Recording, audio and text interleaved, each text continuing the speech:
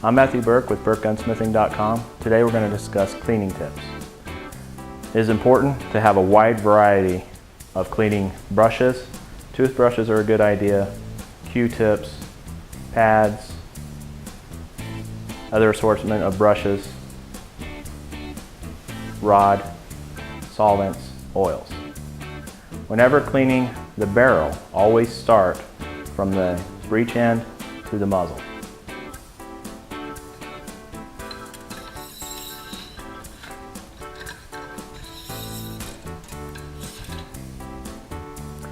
In the case, like in a 1022, where you cannot reach the back side in order to push the rod through, a brush with a slight bend in it will be a handy tool to get inside and clean the chamber area.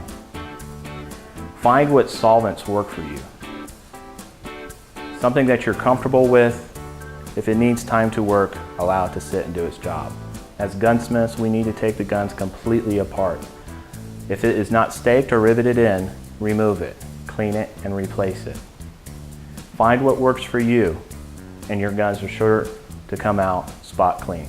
I'm Matthew Burke with BurkeGunsmithing.com. See you next week.